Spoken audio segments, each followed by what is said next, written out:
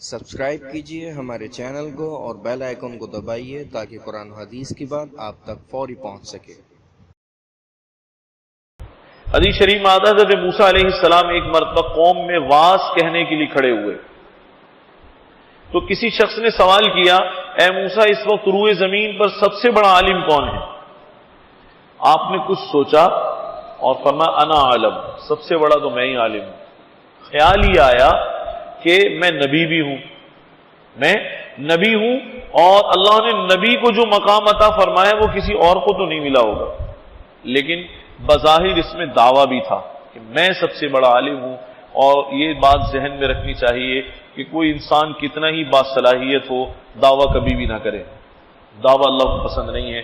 اللہ رب العزت نے یہ خیال فرمایا کہ موسیٰ کو ہم علم کی وادیاں دکھائیں، علم کی وادیاں دکھائیں، اور موسیٰ کے سامنے ہم حقیقت کھولیں کہ تمہیں ہم نے علم شریعت دیا ہے، لیکن علم کی ایک قسم نہیں ہے، اس جہان میں تو علم کی بے شمار قسمیں ہیں۔ ایسے بھی علم ہیں جو ہم نے اپنے ان بندوں کو دیے ہیں جو تم جانتے بھی نہیں۔ حضرت موسیٰ علیہ السلام سے فرمایا گیا اب آپ سفر کریں۔ انہوں نے اپنے ساتھ یوشع بن نون کو لے لیا، یہ ان کے خادم بھی تھے، بعد میں نبی بھی ہوئے ہیں۔ یوشع بن نون کو ساتھ لیا اور سفر شروع کیا۔ علامت یہ بتائی گئی کہ جہاں پر مچھلی پانی میں چلی جائے گی، پکی ہوئی مچھلی زندہ ہو کر پانی میں چلی جائے گی، وہاں ایک آدمی ملے گا، اس آدمی سے آپ نے علم حاصل کرنا ہے یا اس کی صحبت میں رہنا ہے۔ حضرت موسیٰ علیہ السلام چلے، چلتے رہے اور یہ بتایا گیا 2 دریا وہاں مل رہے ہوں گے۔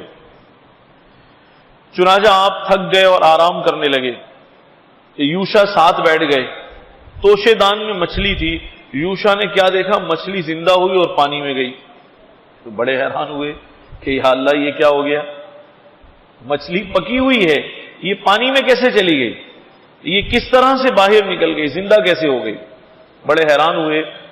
لیکن جب حضرت موسیٰ علیہ السلام بیدار ہوئے تو یوشع بھول گئے، انہیں یاد ہی نہیں رہا، اتنا اہم واقعہ تو بتاتے کم از کم، پھر چلنا شروع کر دیا۔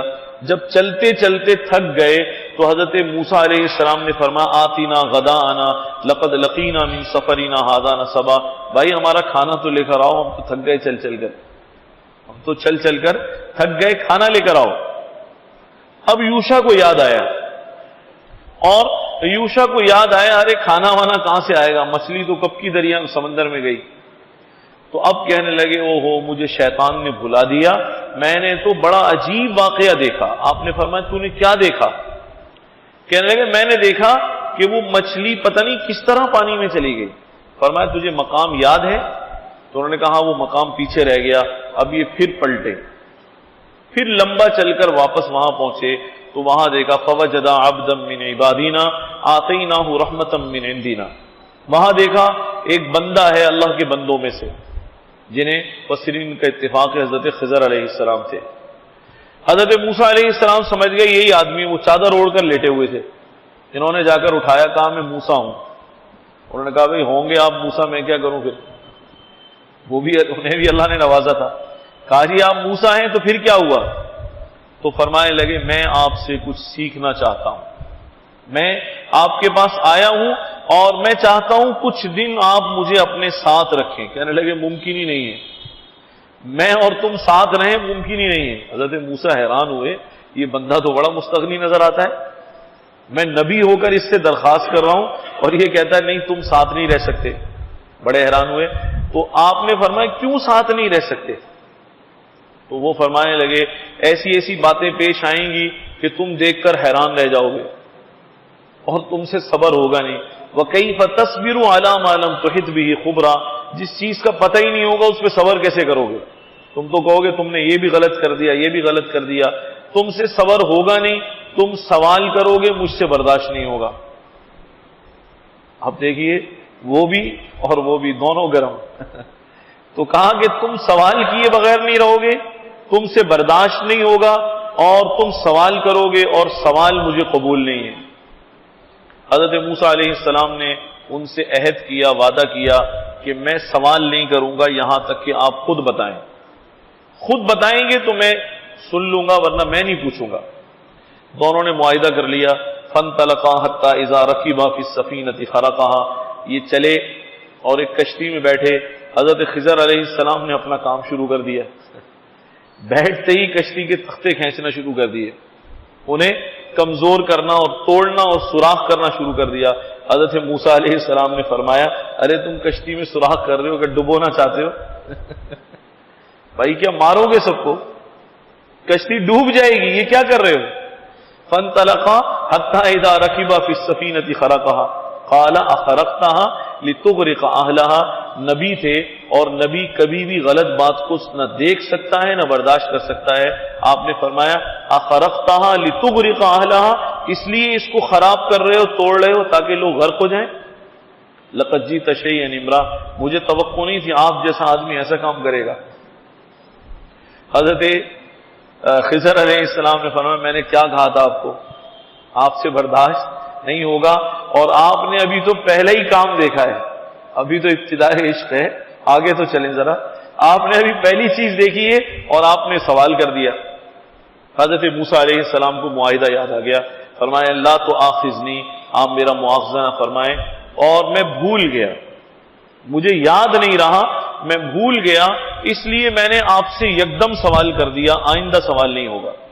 آگے چلے، کشتی سے اتر کے بستی میں داخل ہوئے. بچے کھیل رہے تھے، ایک خوبصورت بچہ شیر خوار وہ زمین پر کھیل رہا تھا. حضرت خضر آگے بڑھے، اس کی گردن دبا کر مار دیا. حضرت موسیٰ علیہ السلام نے دیکھا، حضرت نے فرمایا اقتلت نفسا زکیۃ بغیر نفس، ارے تم نے بے خطا جان کو قتل کر دیا، یہ کیا ظلم کیا. لقد جئت شیئا نکرا، پہلے ہلکی بات کہی تھی جب تختے نکالے تھے، اب تو حضرت موسیٰ علیہ السلام نے فرمایا نہایت برا کام کیا ہے، بہت غلط کام کیا آپ نے. اب انہوں نے پھر وعدہ یاد دلایا، الم اقل لک انک لن تستطیع معی صبرا، میں نے آپ سے کہا تھا آپ میرے ساتھ نہیں رہ سکتے، میں نے آپ سے کہا تھا آپ میرے ساتھ نہیں رہ سکتے، آپ نہیں مانے. میں نے تو آپ کو پہلے ہی کہہ دیا تھا کہ آپ میرے ساتھ نہ رہیں. حضرت موسیٰ علیہ السلام کو پھر معاہدہ یاد آ گیا، فرمانے لگے ان سألتک عن شیء بعدها فلا تصاحبنی، اگر اب سوال کروں تو مجھے فارغ کر دینا، مہربانی کر کے پھر رکھ لیں.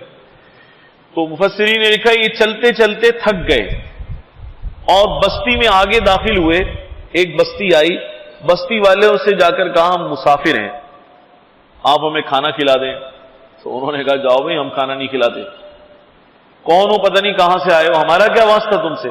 بڑے سخت اور کھردرے لہجے میں انہوں نے رد کر دیا.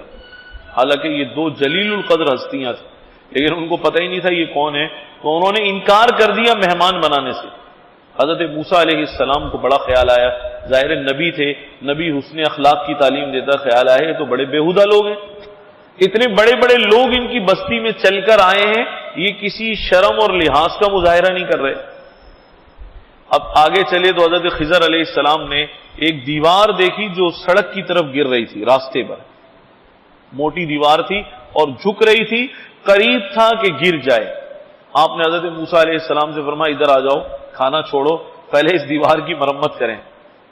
اس دیوار کی اچھی طرح مرمت کی، اس کو جڑ سے سیدھا کر کے پھر بنایا اور سیدھا کر کے اسے کھڑا کر دیا. بہت محنت ہوئی.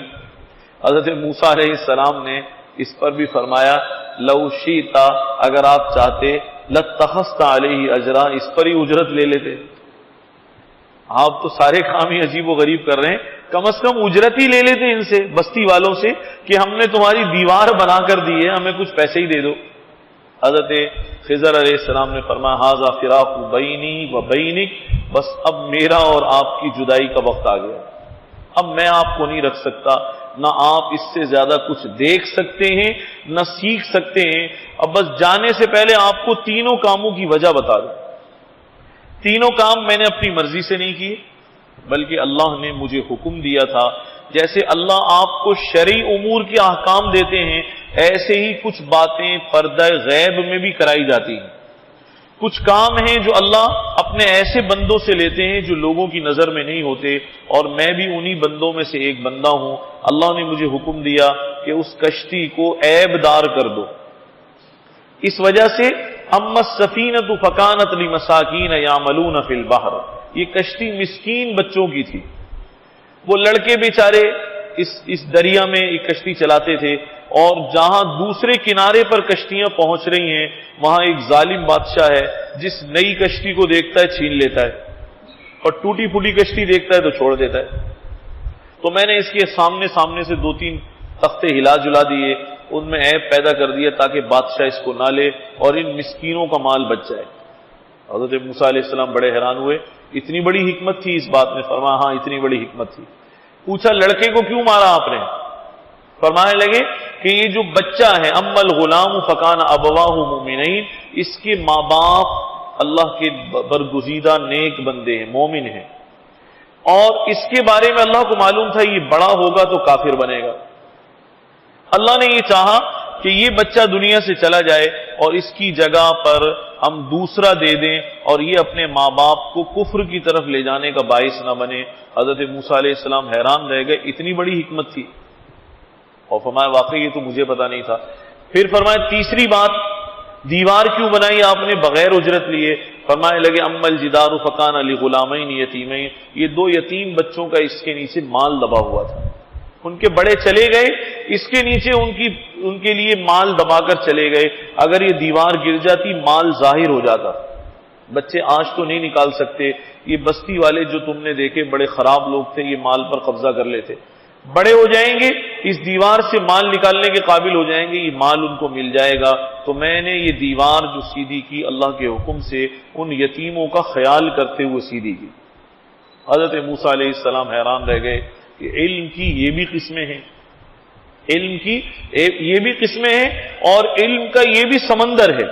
بعض روایات میں آتا ہے جب یہ واپس آئے اور دریا پر پہنچے جہاں ان کی حضرت یوشع کے ساتھ ملاقات ہوئی تھی حضرت خضر سے، تو حضرت خضر علیہ السلام نے حضرت موسیٰ علیہ السلام سے فرمایا دیکھو یہ چڑیا اس سمندر میں پانی پینے آئی ہے، آپ کے خیال میں کتنا پانی پیے گی یہ سمندر سے؟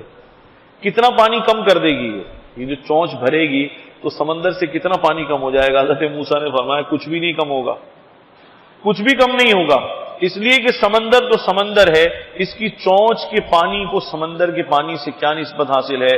فرمایا کہ یہ جو اس کی چونچ کے پانی کو سمندر کے پانی سے جو نسبت حاصل ہے، ہمارے علم کو اللہ کے علم سے اتنی بھی نسبت نہیں ہے۔ شاید یہ پانی کسی گنتی میں آ جائے جو چونچ میں جا رہا ہے، ہمارا علم اس گنتی میں بھی نہیں آ سکتا۔ اللہ کا علم اتنا زیادہ ہے، اتنا وسیع ہے، اللہ ایسا علم رکھنے والے ہیں۔ تو علماء نے لکھا ہے یہ واقعہ بھی قرآن مجید کے واقعات میں سے حیرت انگیز واقعہ ہے، اور یہ ایسے نئے دریچے علم کے کھولتا ہے کہ پڑھنے والا حیران رہ جاتا ہے اللہ رب العزت اس عالم کو کس شان سے چلا رہے ہیں، کتنے ذرائع سے چلا رہے ہیں، کتنے مراحل ہیں جس سے گزر کر اس عالم کے کام ہو رہے ہیں۔ ہمیں پتہ نہیں چلتا کون سا کام کیسے ہوا ہے، لیکن کرنے والا جانتا ہے اس کام کی حکمت کیا ہے، یہ کام کیوں کیا گیا ہے، اللہ ذوالجلال اس کی حقیقت کو جانتے ہیں۔ امید ہے اس ویڈیو کو صدقہ جاریہ کے طور پر آپ لوگ ضرور لائک اور شیئر کریں گے، اور مزید پرسرار پہلوؤں کے بارے میں جاننے کے لیے ہمارے چینل کو سبسکرائب کریں۔ یا کچھ پوچھنا یا جاننا ہو یا کوئی مشورہ ہو ہمیں ضرور کمنٹس کریں یا ای میل کریں۔ انشاءاللہ پھر ملاقات ہوگی۔ السلام علیکم ورحمۃ اللہ وبرکاتہ۔